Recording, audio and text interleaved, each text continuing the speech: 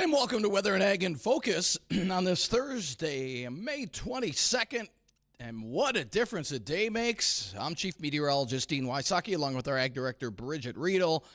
We were stuck in the 40s yesterday at this time. Today, we're in the low 60s and sunny. It's nice outside. Sunny is going to help tremendously. I will give you a full report after I get back from our wheat field today. How muddy is it? Well, I think the answer is it's going to be muddy. Yeah. I'm looking at about 4 inches of rain on that field right now. So hopefully we also have the opportunity to put a drone in the air and take a look overhead. That may be good or bad. Right. But there's not as much water sitting right now as there was certainly yesterday afternoon. But we've been seeing a lot of rain just slowly soak in. So not coming in a hard pounding rain was a great thing for us. And amazing. It was so dry that I'm guessing a majority of this, if not all, totally soaked in instead of running off. Some, but let's go back out to Sioux County, North Dakota, where the Cannonball River is flowing out of its banks due to pushing 10 inches of rainfall, right? So it's variable. Okay, good deal. Well, I'll tell you what, there's no rain in the forecast for today. It's going to be a nice one out there. In fact, temperatures, as we said, in the low 60s right now. And we're going to continue to see those temperatures climb as we head throughout the afternoon into the mid-upper 60s, and winds not bad out of the north at 5 to 15. Then tonight, under clear skies, we'll bottom out in the upper 30s. And tomorrow we'll see partly cloudy skies, so not quite as much sun, but still a decent day. Mid-upper 60s again tomorrow with light northeast winds. And then the weekend, the holiday weekend, I know a lot of people usually start planting their gardens and doing those outside chores. We're looking at temperatures over the weekend, mid to upper 60s, and only an isolated pop-up afternoon or evening shower with the heating of the day over the holiday weekend. So most areas, really not going to see much at all. But again, if you have outdoor plans, you'll get them in. But keep in mind, there is a slight chance of a pop-up shower here or there. So don't go and cancel any outdoor plans, but just be aware that you might see a pop-up shower. And if you're going out in the western part of the state, that looks a little wetter out in the far west. And again, nothing heavy rain, but a little more widespread coverage of rain out in the western part of the state if you're heading out there for the upcoming Memorial Day weekend. So all in all, not a bad-looking forecast. It looks like we will start to warm things up a little bit as we head into next week. Well, I think we'll see more 70s by the middle and end of next week. So finally, we'll start to warm things up a little bit. Yeah, and really, I like the slow warming temperatures. I'd have been a little concerned had we gone to pretty fast back to the 90 degrees, only because we'd see more soil crusting and where we'd have trouble with some of these newly germinating and trying to emerge plants, trying to get it from underneath the ground. So like right now, our wheat is up. I think there's in the next 4 days with sunshine, we are going to see a horrendous amount of corn pop out of the ground that wasn't out, and certainly soybeans. Mm-hmm. So it's going to be time to watch a lot of growth stages. I think just everything, right? Right up to our sugar beets and potatoes in the region. Do you know offhand what, and I guess I could check end on here, the soil temperatures are around the area? With the sunshine right now, I bet they've jumped up tremendously. Earlier this week, we were only talking 46 to 49 degrees, but we're probably going to start pushing something closer to what air temperature looks like because we have a lot of black soils out there. Right. Okay. So that's going to change quite a bit for us. Pasture-wise, looks a lot better. I had a discussion this morning with a producer in south central North Dakota, and said that right now they're seeing stock dams refilling, just like we've talked about a little bit, and felt that the grass was going to turn much more lush. In fact, they were looking at moving cows out probably today, tomorrow, et cetera, and this was going to be a great opportunity to do it. They were actually waiting for things to dry out a smidge. Yeah. Getting into those pastures. And taking a look at just taking a look at the soil temps here. In Cass County, anywhere from 46 to 53. Yeah. Clay County, 48 to 50. You go down in the Southern Valley, down Wahpeton, and soil temps between 50 and 60. Think how much that's going to go up by tomorrow. Oh, yeah. Yeah, I mean, just the sunshine we've got, that will help tremendously. So folks are going to see quite a bit of changeover. If you were worried about mowing your lawn before, good news, you'll be doing it again. So we'll get all those things taken care of. Gotcha. A lot of gardens are in. Oh, yeah. More to go. This is Memorial Day weekend. It's not unsurprising that we haven't had a chance to plant till now. Right. Yeah, right. So it'll be a good week for that. And overall, I think that if you have rain totals and you haven't had an opportunity to share them with us yet, we'd love that you would. You can certainly reach us at our JLA Insurance phone line, 701-293-9000. You can send emails like Steve did this morning. He emailed Dean and I about his weather total. Yep. He's got one of our rain gauges from Darter Industries, and he said he had, did you get the email too, Dean? I did. 2.8. Was it 2.8? Yeah. Yep, 2.8 inches. That's over in the Dilworth area. And thanks for sending those in, Steve. And we want more people to do that as well. That information gets reported back to National Weather Service and is just used for more accurate reporting and forecasting in this region.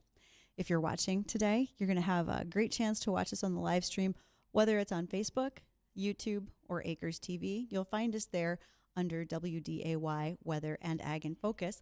We have guests coming in today. One will be on video, and that'll be Tyler Melro. He's with the South Dakota Cattlemen's Foundation. We're going to talk about their upcoming gala in June. It's beef month, so it's the right time to be talking about beef, cattle on pasture, and what that gala is and what the cattlemen do in South Dakota to support hunger in that state. And then also we'll be joined halfway through our show today by Ray Grabansky. He's with Progressive Ag. If you are someone who's farming, or maybe you have your land rented out, maybe you're doing some sharecropping, and you're wondering, what are markets looking like? When's our next WASD report? All of those types of things. Ray will have an opportunity to visit with us about them, share his insights from his years of marketing, risk management, and more in the grain business. And so, it's going to be kind of a full day of things going on. Sounds like it. That's good, though. Absolutely. That's good. Now, on the headlines front, a couple of things happening there. First of all, as I mentioned, I talked to producers this morning who are looking to move cattle out to pasture, but there's cattle moving to feedlots as well.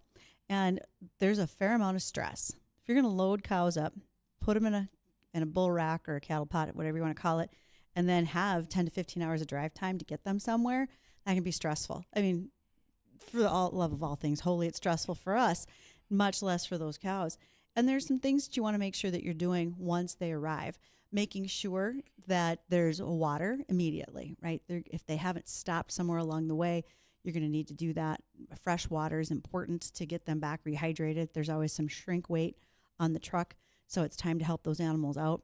Additionally, making sure that they're getting the right nutrients and feed. If you are working with a nutritionalist, you can kind of have a plan on their arrival when they get to the feedlot, or you've talked to that feedlot in advance.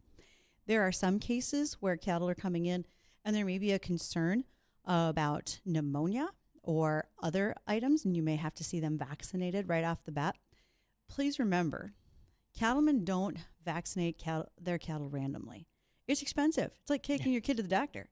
Right. So you don't just do it because it's a great idea. And so they're going to monitor the herd health and make sure they're doing the right things for them. But also deworming, that can be an ejection or a drench to make sure that that's taken care of for those animals too. So just some tips and ideas to be thinking ahead as you are getting ready to have that optimal feeder health as you're moving these cattle out to feedlots, etc. So it's a good idea. Also, yesterday, our guest was Lisa Peterson with NDSU Livestock Extension, and she made mention of the fact that there can be some magnesium deficiencies because of the situation we've had with grass so far this year. So consider supplementing that in their feed as you are making sure your cattle are taken care of even before they get to a feedlot. All right. Tips and reminders. So we want to take a moment to hear the markets from the American Ag Network. When we return, we'll be joined by Tyler Melro. Again, he's with the South Dakota Cattlemen's Foundation. Talk about their upcoming gala.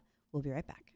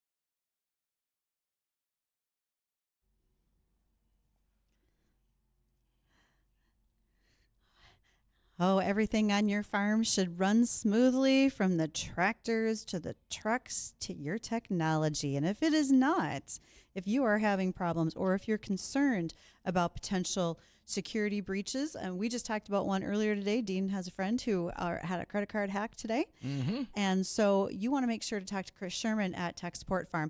He specializes in farm and agribusinesses. He knows what you need to have done, and he understands what's happening in your operation when you visit with him. So check out techsupportfarm.com. Look at their self-assessment, the fence check, and see what needs to be done for your operation.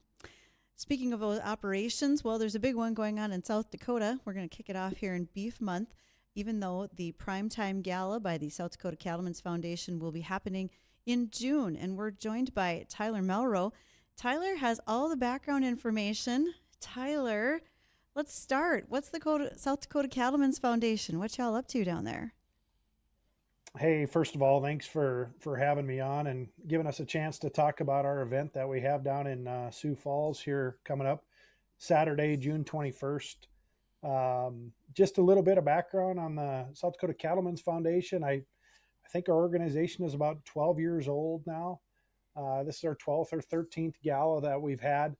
Initially, the foundation came together to try to put people in our industry together, businesses, companies, and producers that are interested in again, supporting the industry further. And our initial initiative was to raise money to buy beef to get more protein for the food insecure. And so we have partnered since the beginning with Feeding South Dakota. And what they do is they take our annual donation and purchase beef that's distributed throughout the state. Through food banks across the state of South Dakota. And that partnership at this point has generated $2.7 million, and over 1.5 million pounds of beef have been purchased because of this in that time frame for food insecure families across the state. Since then, we've grown, though. Our mission has grown. We found more need in our industry. Again, I think it's important to note this is not a political organization. We're not lobbying for anything. We're trying to just really express the goodwill of our industry. And we've went on to add also generating money for scholarships. And we started some different events for young people that are interested in cattle feeding, and also getting involved in even some research, whether that be beef cattle research, or even now starting to dip our toe in investing in some human nutrition research using beef. You guys have an interesting spread of discussion points. Like you said, your first focus was on nutrition, health, the hungry in the state of South Dakota. But again, you're working for the betterment of all cattlemen, no matter what you do, your breed association, anything like that. And to say that you have raised this many dollars to be bringing in over 1 million pounds of beef, is there an organization like yours in any other state in the union? We know there are some groups that are doing some similar things, or maybe they aren't doing the same things with the money, but there are cattlemen's groups that are doing that. I don't know if there's any that maybe aren't affiliated with one of the groups that's more interested in lobbying and the political side of things. We are, again, our sole function is to support our industry, and again, that's showing the generosity of our industry, trying to develop young people that want to come back to our industry. And then again, kind of this third leg has been in investing in what's next for our industry. So let's talk about the gala. I have been incredibly fortunate to have been at the gala a couple years ago. It's a gala, it's a concert, it is a lot. Scotty McCreary's going to be down there. Absolutely. So everybody knows who he is. Yes. Tyler, you're just going to have to start with the basics. What is going on Saturday, June 21st? Yeah, so just to tell you about the event, and yeah, Bridgette has been there, and we enjoyed having you. You'll show up, and again, we start the evening off with our gala event. The gala event includes recognizing our scholarship winners. There's a live and a silent auction that goes on that night that you can participate in. I think most importantly, there is a beef ribeye steak dinner that night. One of the most impressive feats of man, I think, is that they get all 2,200 ribeye steaks out to that crowd in about 10 minutes. And they're not and I think overcooked. In all the years, I've heard like maybe 2 people ever complain about them in the 12 years of doing this. And so they're dead on there. It's phenomenal. It's actually, the beef comes from Demkota Ranch beef. That's out of Aberdeen, South Dakota there. And so it is in its event. And somebody asked me the other day, they said, well, you go to these meetings a lot of times and it's just full of company people. They said, well, what % of the people there are actually raising cattle, feeding cattle or raising calves or whatever it might be? And I don't know if we actually have the answer for that, but it is the consensus of the group that you will not go to an event where you can see more producers and people at. I would say 75% of our table sales are ranches, feedlots, purebred breeders, those kind of things. And so again, to go to an event and really be with your peers, there's nothing like it. I know in the state of South Dakota, there's nothing like it. And I've never seen anything like it anywhere else like that. And then when we get done with the event that evening, we draw for a brand new pickup, which we'll talk about here in a second, probably. That's how we kind of close it off. And then we head down the hallway to the Denny Sanford Premier Center, where again, we'll have a concert with Scotty McCreery and Jordan Davis. And so, just a lot of fun night. It's a night that, you leave there the day after and you just circle it on the calendar for next year. And Tyler, I mean, this is such a great event. You're raising money for great causes. Is this something exclusive to South Dakota? Have you looked at possibly expanding this into other states? No, that's a good question. In terms of our giving to this point, obviously some of our nutrition and research things that we're looking at, we're starting to maybe invest a few of those dollars outside of the state of South Dakota. Our scholarship programs and again, our donation to Feeding South Dakota, those dollars have been and continue to be utilized in the state of South Dakota there. But we have folks, from all states or surrounding South Dakota that do support the event. And, there's a lot of ways, even if you're busy on the 21st, or if you're interested in coming on the 21st, no matter where you're from, we have a lot of ways that people can participate that just see the benefit of this organization, of what we do, and really of the generosity that we're trying to extend. I was down there a couple summers ago for this event, and the lady she's the executive director for Great Plains Food Bank here in North Dakota. She was there because looking to see, how does this operation run? How does the foundation do this primetime gala event? Because you're right, it could be replicated in other places, but South Dakota's got a handle on it. And when it comes to what they do that night through silent auction, live auction, the pickup raffle tickets, all adds to that overall total, because there's a great big check that gets handed out on stage in the Denny Sanford Arena. And those checks have been sizable, not just physically, but the dollar amount. Right. Yeah. And Tyler, how many, again, if somebody didn't catch this at the beginning, how many years have you been doing this, and how much money have you raised so far again? I think this will be our 12th gala. Okay. And we've raised $2.7 million in the galas leading up to this. And that's just the donation to Feeding South Dakota. That's not counting the money we've raised for scholarships and those sort of things. We give away approximately $20,000+ in scholarships annually. And so, I think the probably total giving, if you put everything together, is at this point probably over $3 million. Wow, that's great. So there's a raffle. I already bought my ticket. I want to tell others, hold back, it's mine. But I do want all these tickets to sell out because there's a limited amount for a brand new pickup from Billion Chevrolet, correct? Right. And so every dollar that goes into purchasing these tickets, these raffle tickets for the pickup, are going to, like you said, end up in the check at the end of the night on the 21st in front of that large crowd for the Jordan Davis and Scotty McCreery concert. There is a website, Primetime Gala Raffle, primetimegallaraffle.com. That will take you to a link where you can actually purchase tickets and get a chance to win. I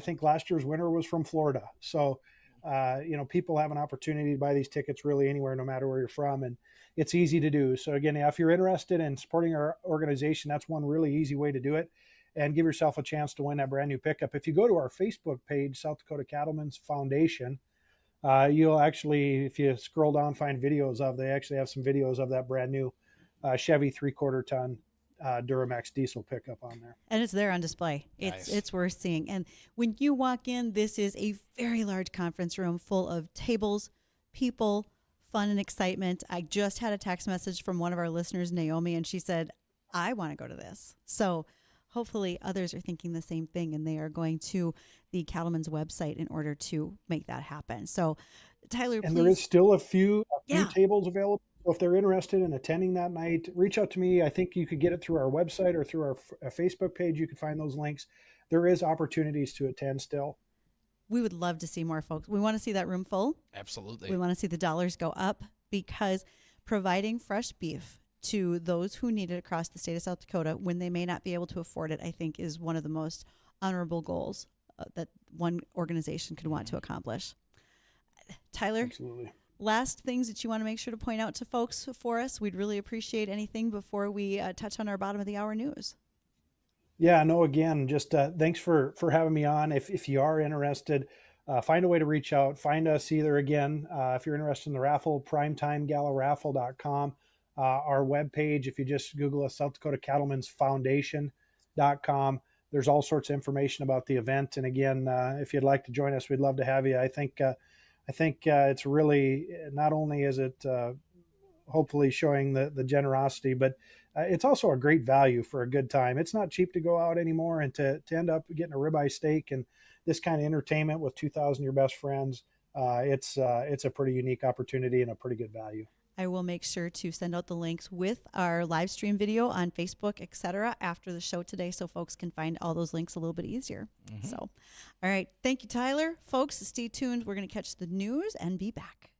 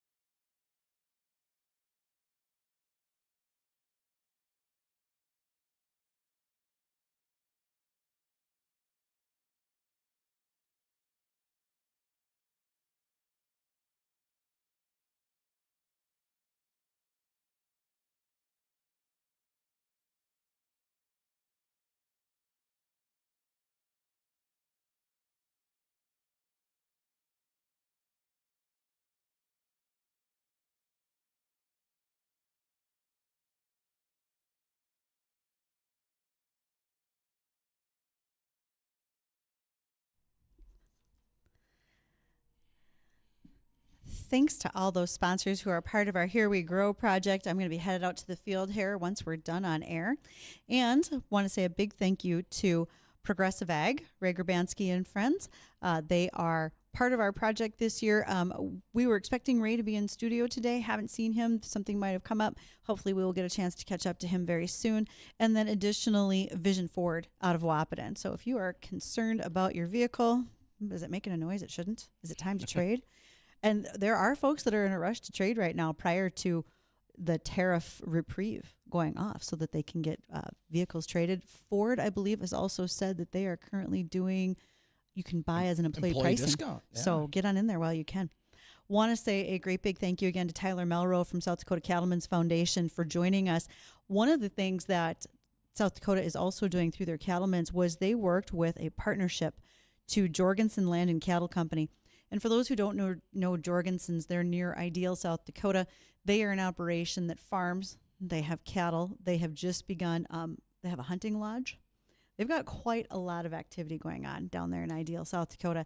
And Jorgensen's partnered with South Dakota Cattlemen's Foundation, and they have delivered $100,000 in all beef hot dogs to Feeding South Dakota. So that's $100,000 worth of hot dogs being distributed through their food pantry network, right? We call ours Great Plains Food Bank. So this is a pretty big deal. Now I'm looking for how many pounds $100,000 of hot dogs is. Nobody says how many it is, but they're all beef. When I think about hot dogs, I remember like the Oscar Mayer 99 cents a pound ones, 99 cents a package. I think these are much better. I would hope so. These are, real good. In honor of George Wentz passing yesterday, we were watching Cheers last night, and they talked about, what's in a hot dog was in one of their episodes. And it sounded terrible. These hot dogs that South Dakota and Jorgensen's put together sound much better. Much better. But $100,000, that's still a lot. Right. Yeah, it's very cool. So taking a look at the latest drought monitor map. Yes. Just came out this morning. And I'd say 80% of the state now is without drought conditions. That's 70% of the state without drought conditions. The far, far southeastern corner. Okay.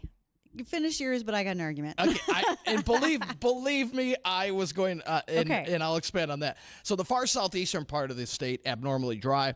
As you go out west, there are still extreme drought conditions in the far west, but that has shrank quite a bit. Now, I would think, here's my beef. With all the rain we've had here and points southward, I don't see how we could still be abnormally dry in the far southeastern corner. Because I don't think it's been accurately reported yet, and here's why. When you look at that drought monitor, the primary reporters for that are actually county agents. It is May. All right, so let's go through the list. County agents are worried about getting 4-Hers ready for their upcoming state convention in June. We have the school year wrapping up. We have plenty of parents that have all sorts of activities going on, graduations like crazy. If you are an extension agent in a western county, you have probably been getting inundated with phone calls about pasture land. What is this drought going to do to, and now heavy rainfall going to do to water quality in my stock ponds? What's happening with the local gardeners, et cetera? I don't think they've had time to report. Okay. So I don't think that drought monitor has updated because we have a human flaw that not enough information's been given. And I don't want to just single out one person and say it's your fault.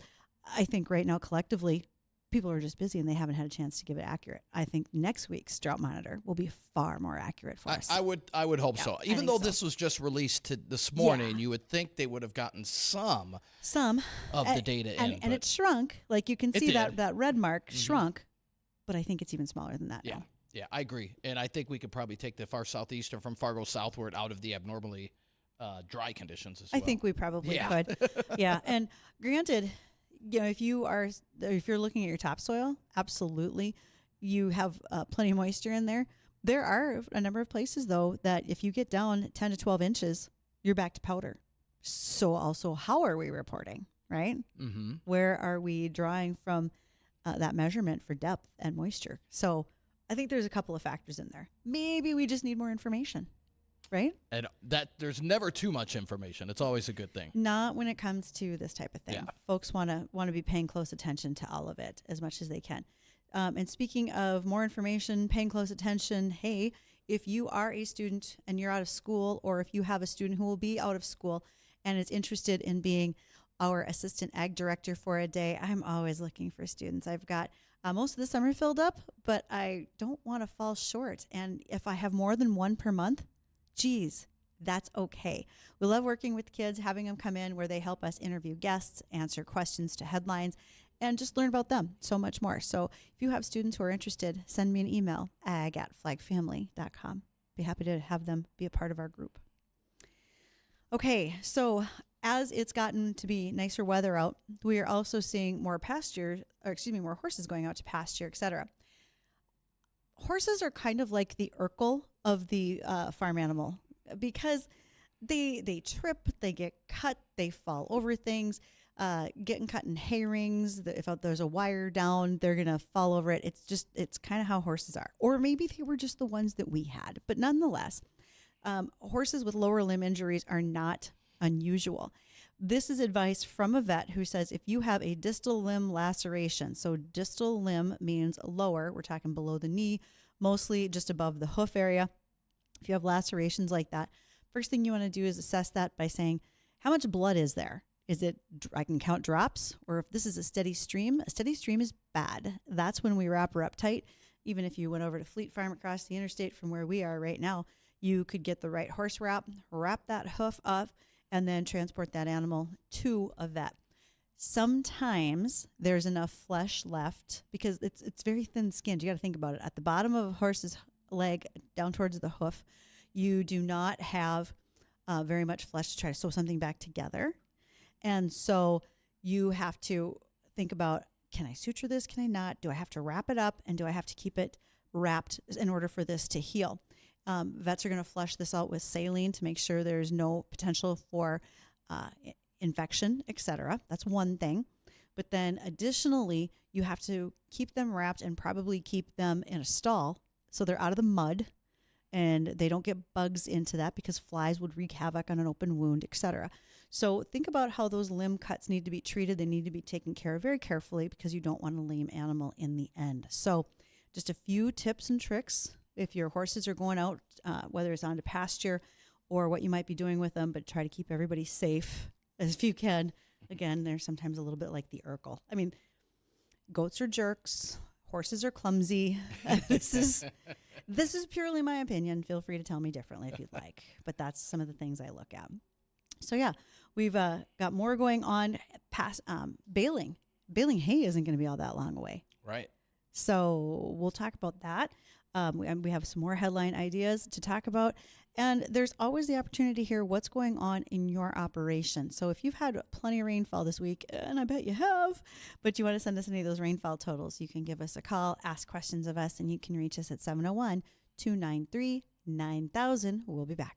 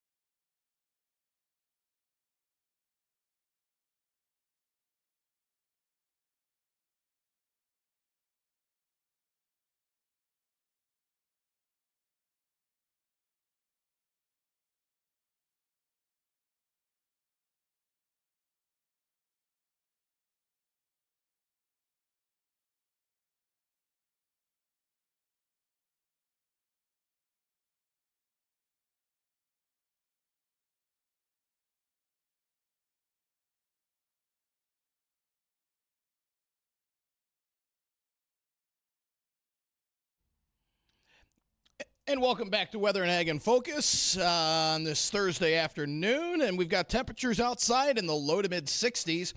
We're going to make it up into the upper 60s today with plenty of sun, not much of a breeze out of the north, 5 to 15. Clear skies down into the upper 30s tonight, and another halfway decent day tomorrow, mid-upper 60s with a northeast wind at 5 to 15. And then we'll see a mix of sun and clouds as we head into the holiday weekend, mid-upper 60s. It's kind of like a broken record, except over the holiday weekend, we do stand a chance of an isolated pop-up shower in the afternoon or evening. Again, keyword is isolated if you have outdoor plans. Shouldn't have anything to worry about. And then we'll finally see some warmer temperatures next week, a return back into the 70s. And this weather is brought to you by Progressive Ag Risk Management Specialists. Baling is coming. We're going to start making hay, and it feels like we just finished. But nonetheless, it won't be long. In fact, yesterday our guest Lisa was talking about, she thought they had a really great stand of alfalfa already and was hoping that the heavy rainfall didn't do anything to wreck it. I've also gotten a lot of pictures of hail from midline in South Dakota going south. And hail could be very damaging to some of that hay crop as well. Oh, yeah. Hopefully we can avoid that. And I had someone ask me why we haven't had hail yet. Normally, we don't have hail until we get into June. Yeah. No, this would be a little early in the season. And just a heads up, so the active weather pattern that we've been in, with all the severe reports down in Missouri, Kentucky, all those areas, keep in mind, according to the LRC, this will be lifting. It'll be back around in about 40 days, so that would put us towards the latter half of June. Sure. And the severe weather that was down to the south will come northward as we head into the end of June. So, unfortunately, our chances of severe weather will significantly increase for that second half of June and probably the first week in July as well. Well, it will, but I also think about, okay, if we're going to try to make a hay crop, that's not awesome if we're looking at heavy rainfall, heavy dewy mornings, etc. NDSU extension tells us when you're baling, your moisture level should be a maximum of 20% for small squares, 18% for rounds, and 15% for large squares. And the larger the forage package, the lower the moisture needs to be. Why do we have to watch moisture content? That hay can mold. Hay gets hot. We've actually had fires where the hay gets hot enough that it combusts, starts smoldering, and burns down hay sheds. So, Really? Yeah, you don't put hay up to rest, so to speak, if it's still potentially warm. You'll burn a whole stack down.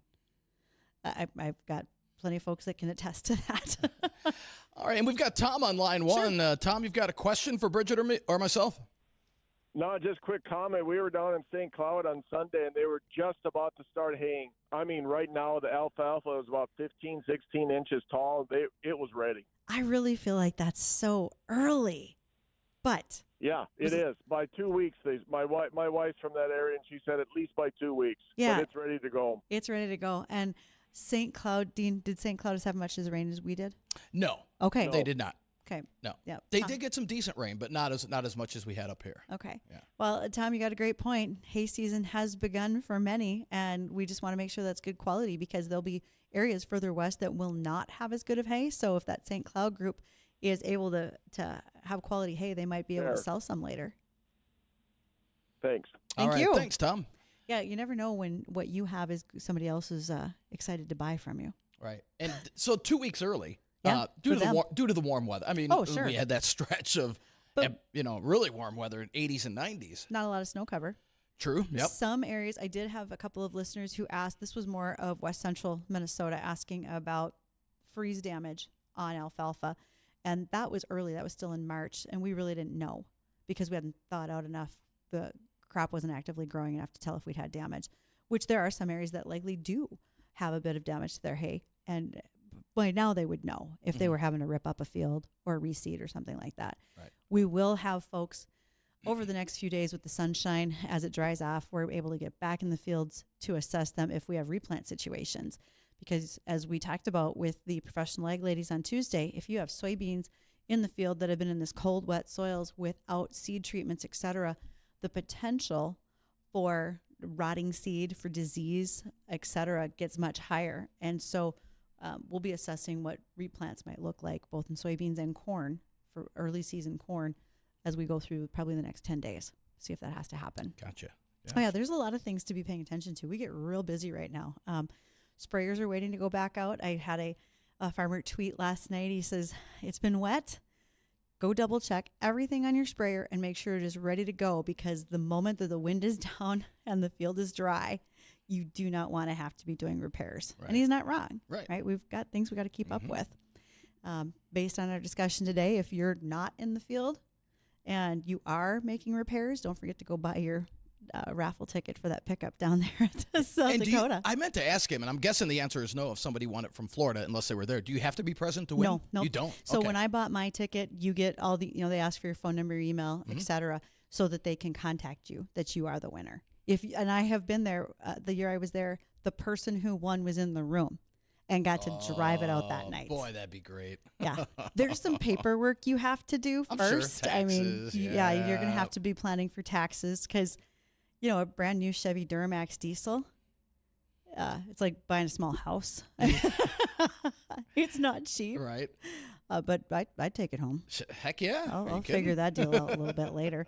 I do have a text message right now from a farmer up in Northwest Cass County, and also Trail County. He says, quite a bit of winter kill. They thought what they would have in their alfalfa, but it's not nearly as bad as expected. Good. So appreciate that, Ben. Thank you. Good deal. Well, I want to thank everybody for joining us here on Weather and Ag in Focus. Don't go anywhere. The Jay Thomas Show, that's coming up next.